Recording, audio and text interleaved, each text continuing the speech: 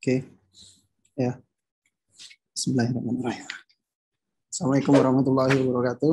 Ulangi. Waalaikumsalam. Ya, pada kesempatan ini saya mau membawakan materi yang sebenarnya ini saya bilang obat kangen ya, udah lama nggak. Ini di sini di BSI dipakai Go sama Lumen, terus semua masuk ke Angular juga. Nah ini tapi saya bawakan gaya di sini simple, hanya CRUD saja, basic-basic untuk lebih ke betapa syahdunya bikin API pakai .NET. Itu mudahnya. Itulah dengan langkah-langkah sebagai berikut. Jadi proyek yang mau saya demokan pada pagi hari ini itu membuat proyek kecil ya, aplikasi to do. Langkahnya, dan di sini saya menggunakannya pakai IDE Visual Studio for Mac. Jadi bukan yang code, bukan Visual Studio Code, tapi yang Visual Studio untuk Mac. Langkah-langkahnya pertama, create project, kita membuat model, kelas, sama database konteks. Kemudian yang paling menarik di sini scaffold controller untuk CRUD ini sangat simple, hanya sekali perintah kita sudah bisa mengenerate sebuah CRUD berdasarkan model yang kita siapkan sebelumnya. Ya, jadi nanti dari aplikasi ini to do item ini kurang lebih nanti akan seperti ini, endpoint yang akan dibuat, kemudian skemanya pada umumnya IPS sih, dan di sini menggunakan konsepnya basic controller, bukan nggak pakai view ya, cuman model controller. Terus terima request dari klien, responnya dengan serialisan. Oke, mungkin langsung kita praktekkan. Ini tampilan Visual Studio Mac untuk Visual Studio untuk Mac ya. Mungkin langsung aja kita demokan dari awal kita buat projectnya.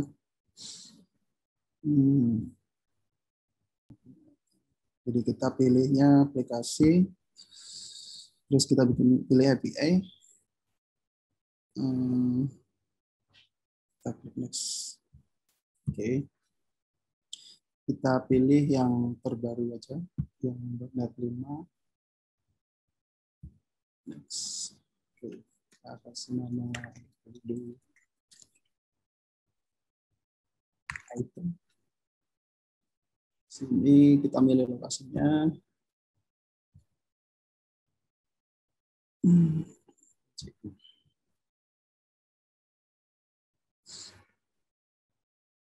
Oke. Kita create. Oke. Untuk pertama kali kita menambahkan ini dulu. Kita melalui terminal.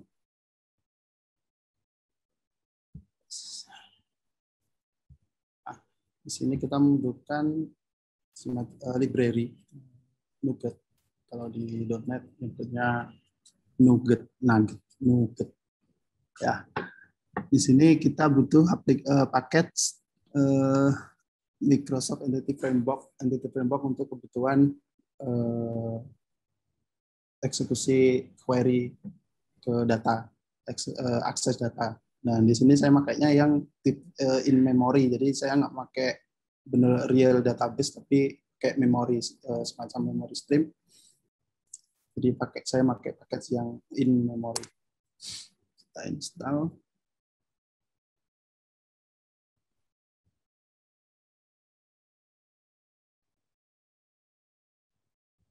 Sebentar.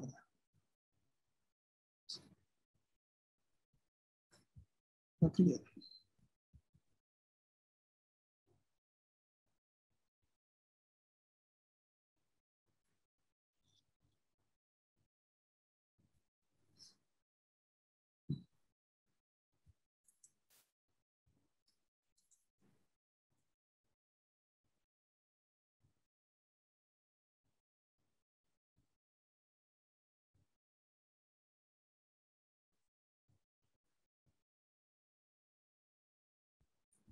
Bentar. Ini ada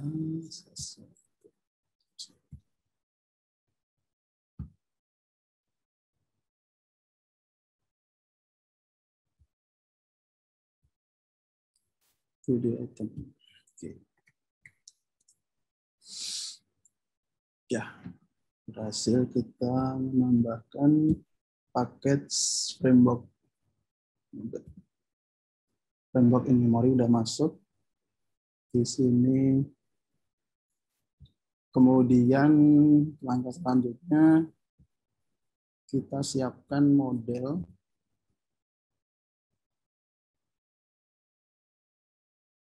Sebelum itu dari kita create project ini kita bisa coba running dulu, kita testing jalannya aplikasi setelah build create generate project itu akan seperti apa.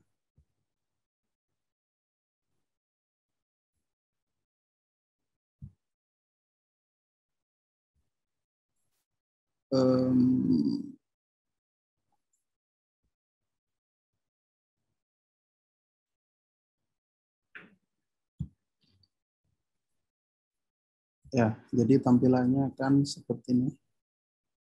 Jadi ketika kita generate aplikasi API, web API dengan Netcore, secara otomatis kita sudah ke blending sama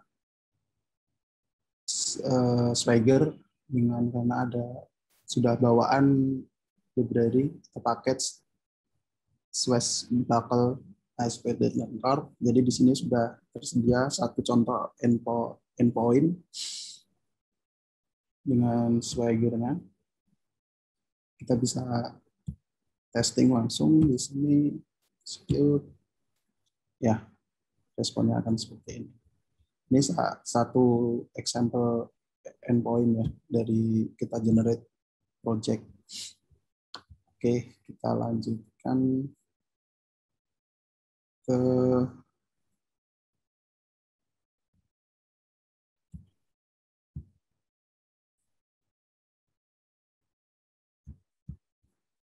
Visual Studio. Kita balik lagi ke Visual Studio.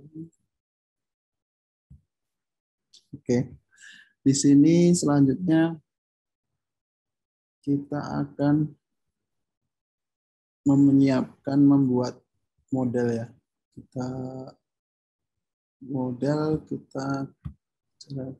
Kita siapkan foldernya dulu. Add new folder. Oke, kita kasih nama model. Nah, di dalam model kita new class, empty class, kita namakan to do item. Oke, kita klik new. Di sini kemudian kita bisa menuliskan properti-propertinya sebagai simpel mungkin.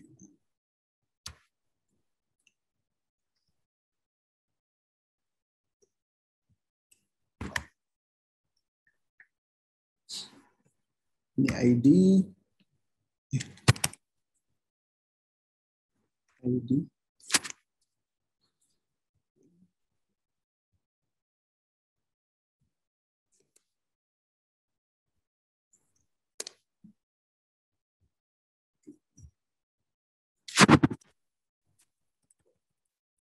Sorry.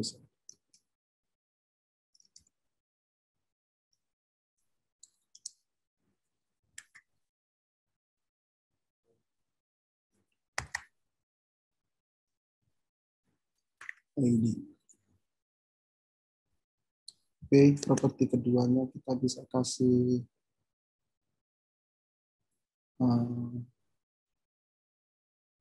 nama pro.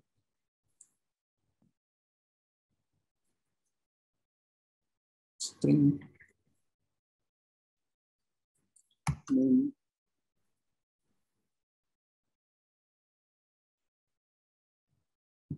Sorry, ini hilangnya aja.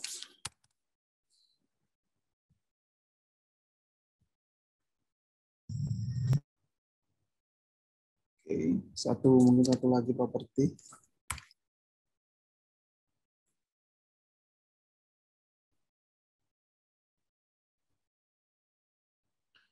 Oh, sorry.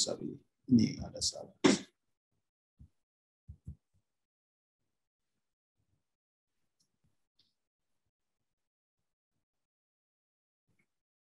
Ya, kayak gini. Kita kasih bolehan.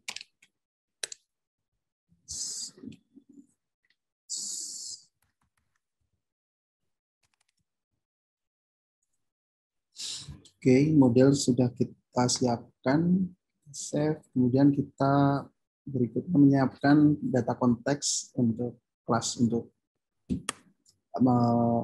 akses datanya sehubungan dengan yang dihubungkan dengan model ini nanti. New class, kita kasih nama to do konteks.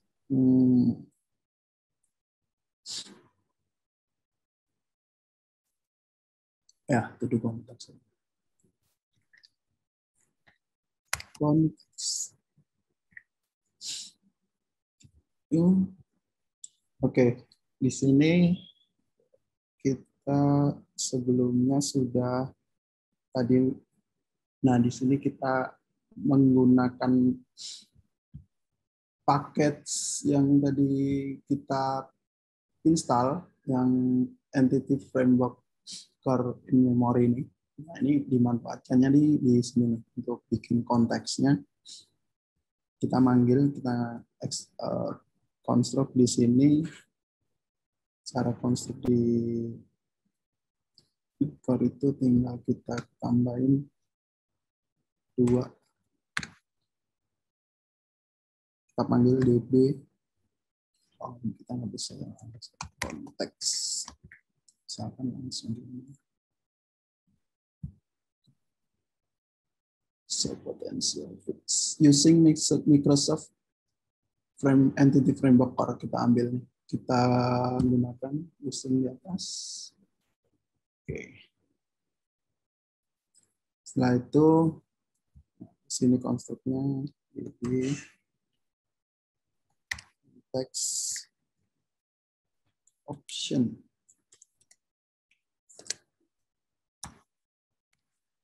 Sini kita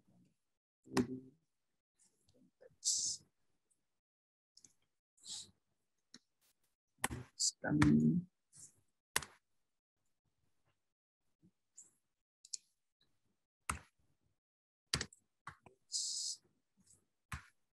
option. Oke, kita initiate modelnya di sini untuk kebutuhan scaffolding nanti.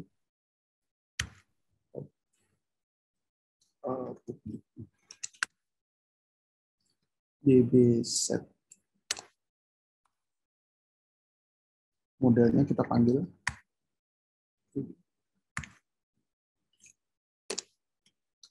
Kita aliaskan.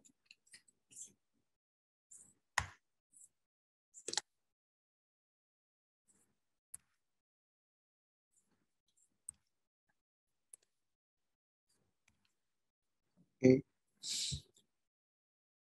DB konteks udah selesai kita buat. Nah, berikutnya kita register nih DB konteksnya kita register di startup. Untuk ketika launch dia langsung akses DB konteks. Kita update untuk startupnya, kita di sini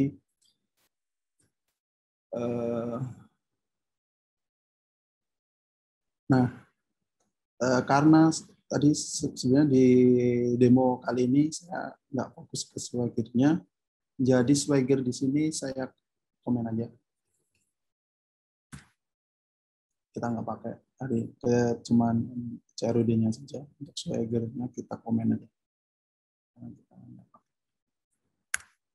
Oke. Untuk meregisternya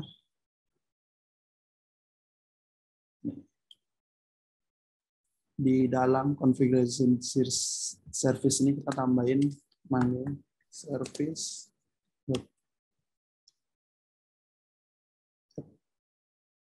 db konteks. Kita panggil data konteks to do konteksnya. Ini konteks.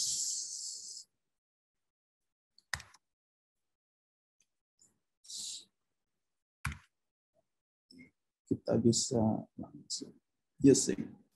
Kita enak. Nah,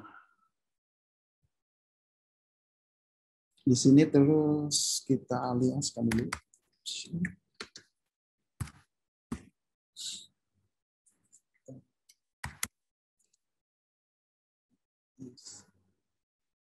Kita menggunakannya in memory atau di in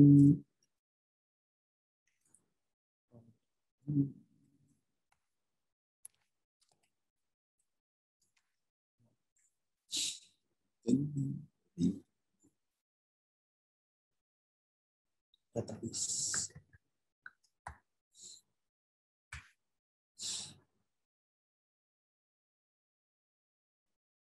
Isi kita namakannya to-do list.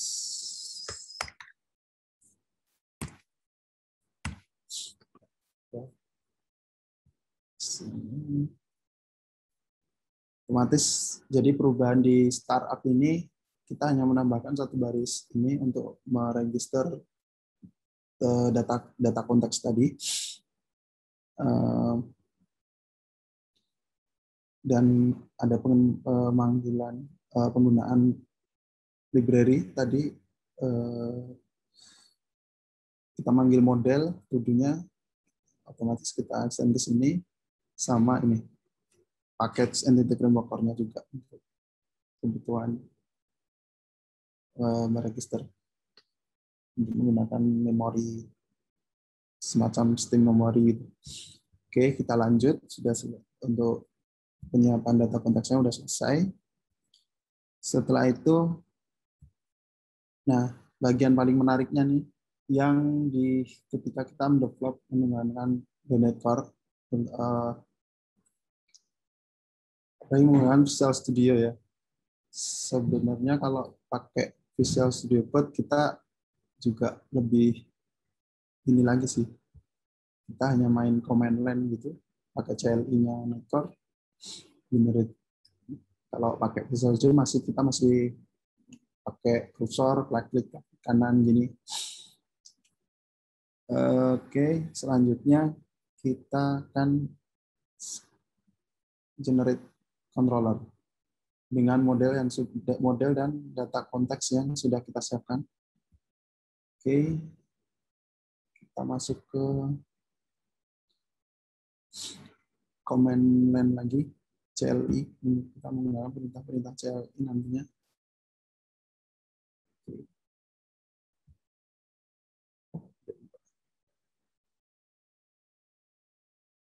Oh, ini harus ini.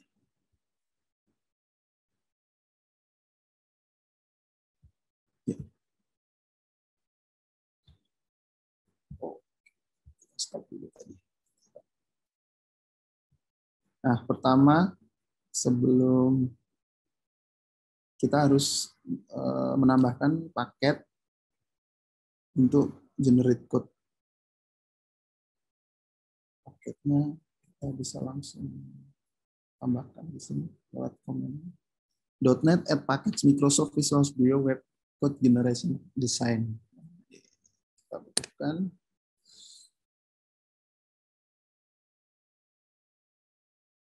Kita bisa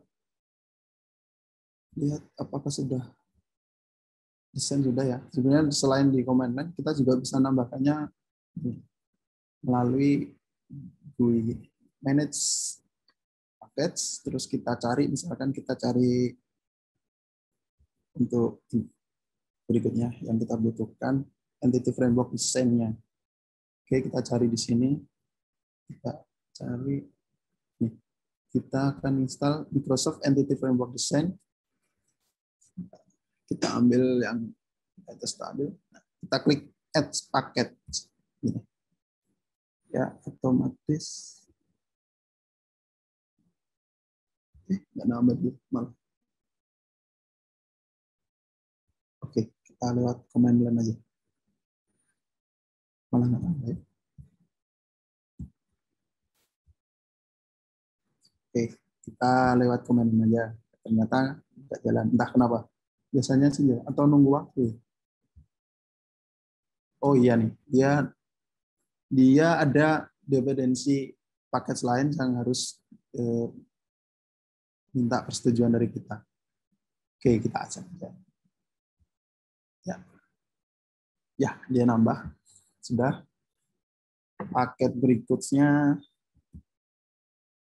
kita butuh untuk query builder-nya ya. Kayaknya SQL Server. Komandan aja biar ada.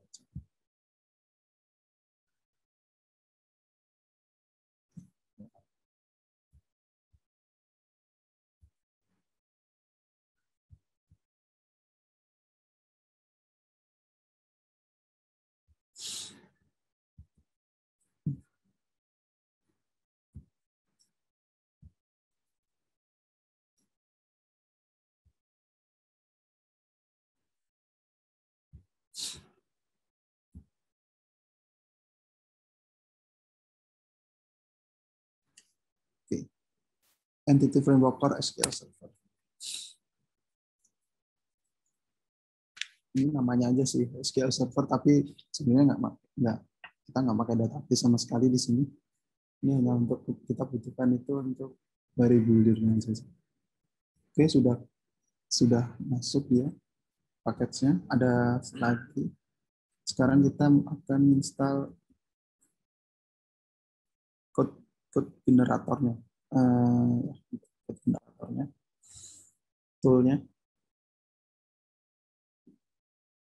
Oh sudah. Oh ya, tempat saya udah ada. Jadi langsung kita jalankan perintah untuk generate controller.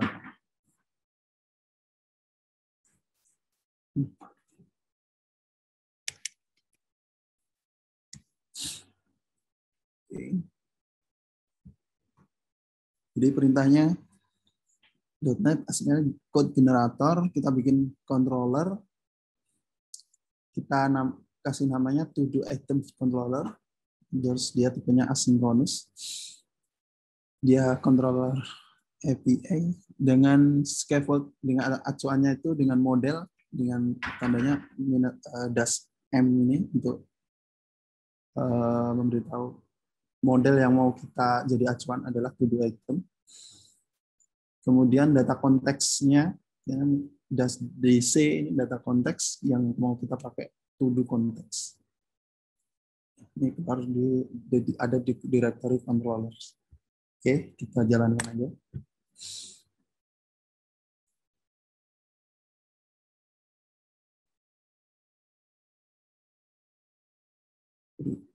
Error.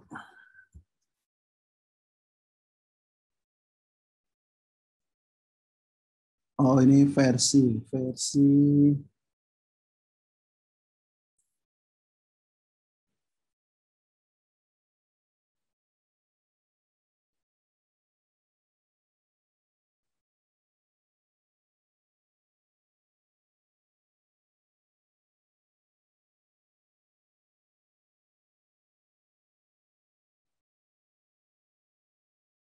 apa ini?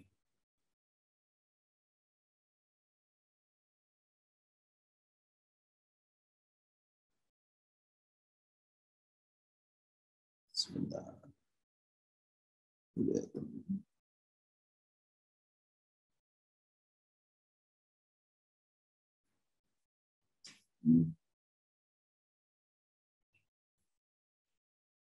Belum.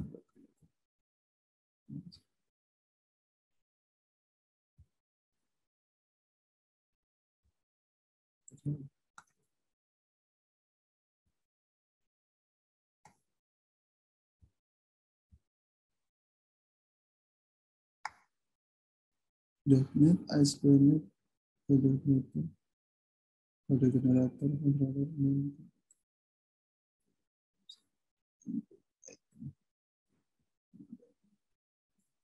to do item, to do context.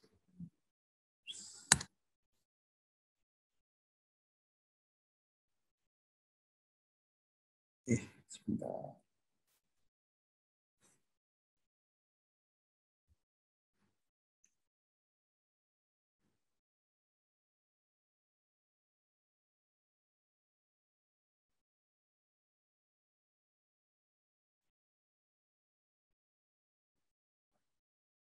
Asli controller.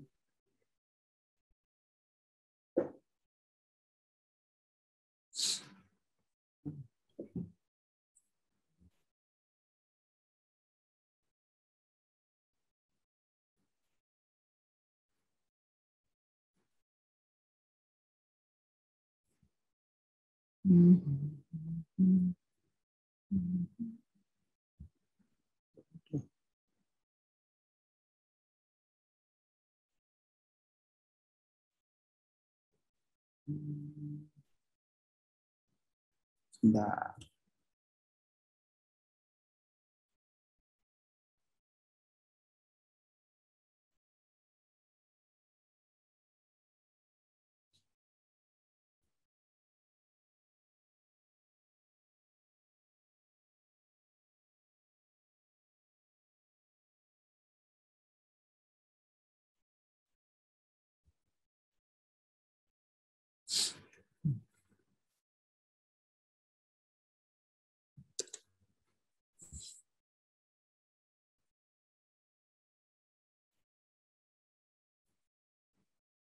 Oh ini nih ada kurang di sini. Gagal gue. Oh sebentar.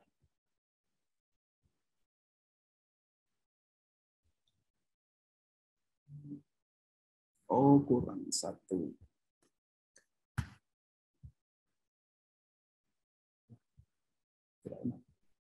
Oke, kita coba lagi.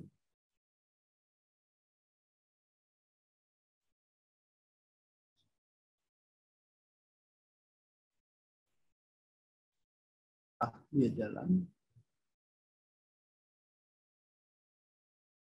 Oke. Nah, setelah selesai udah jadi controller. Jadi dari perintah satu command line tadi, perintah generator itu langsung kita sudah buatkan ya sekian ini satu sebuah controller dengan sudah lengkap ya. Ini mas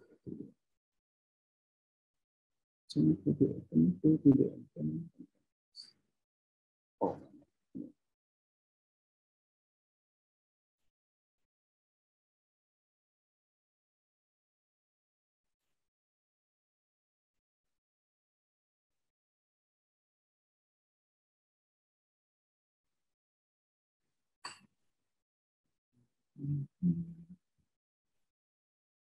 Oke, sudah dibuatkan sampai dengan metode dari get list, ubah data, create, get satu item, DID, terus ubah, update, terus create, sampai dengan delete. Oke, kita coba. Kita nyobanya dengan postnya.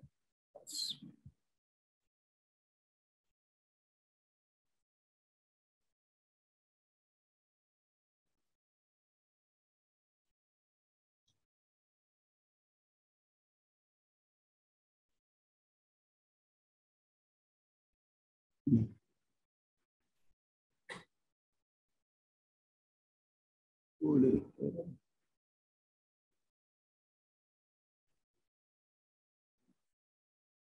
The item is namespace that is used like people.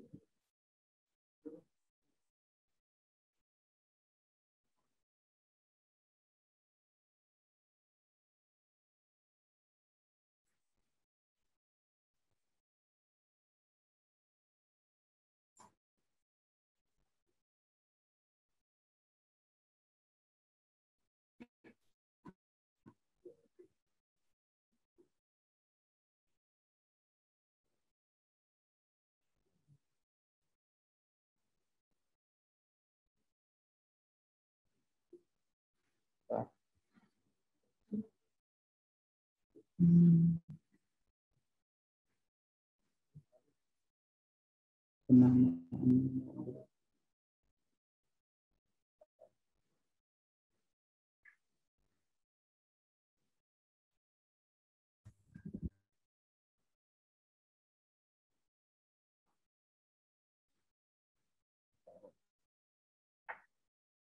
Ini kita rename namanya sama dengan nama projectnya. Lupa.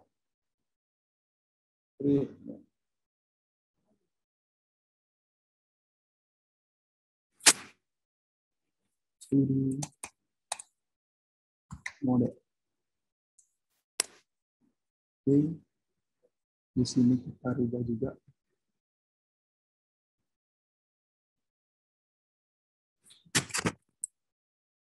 mode.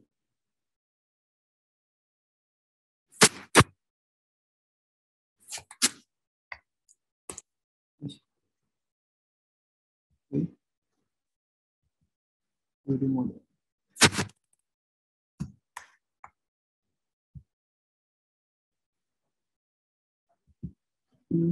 Dan studi konteks.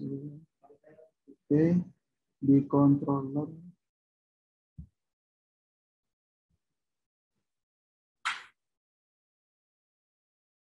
kita rubah ke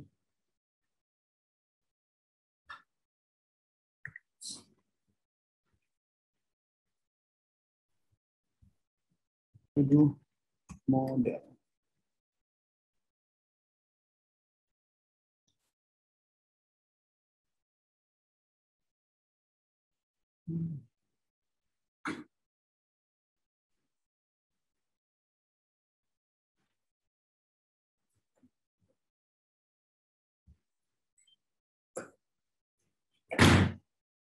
Studi mode.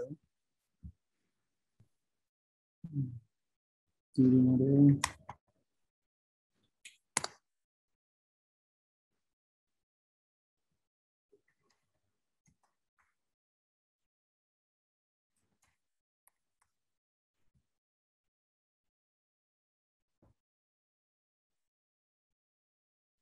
Oke, udah nggak ada yang apa.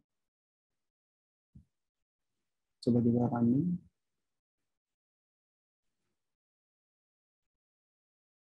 Ya, dia jalan. Oke, bisa.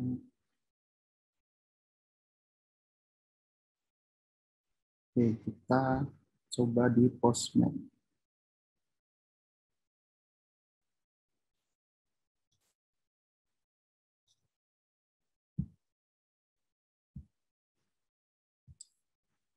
Ya, tadi itu endpoint-nya to do items.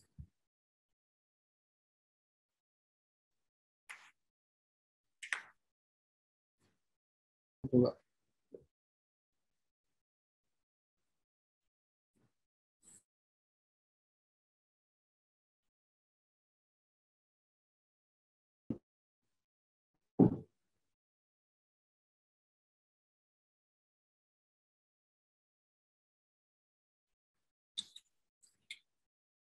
Apa nih?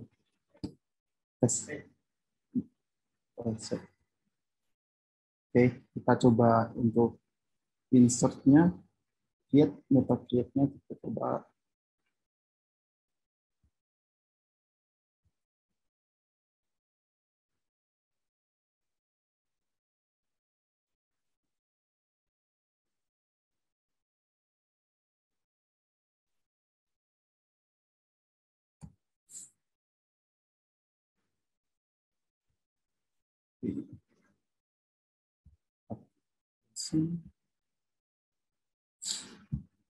Misalkan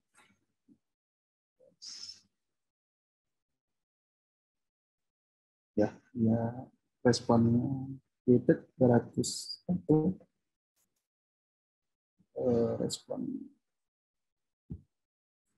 balikannya ke location dari bisa masuk. Terus misalkan kita get dengan pet param ID1 itu juga dia dapat. Terus misalkan kita coba yang put kita tambahkan ini.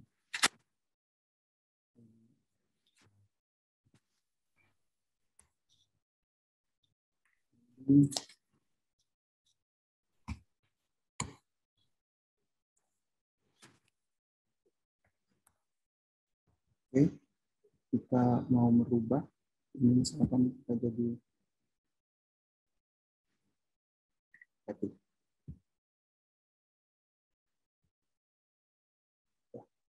Kita coba select lagi di hasil perubahan apakah sudah, ya sudah berhasil. Kemudian kita coba metode delete.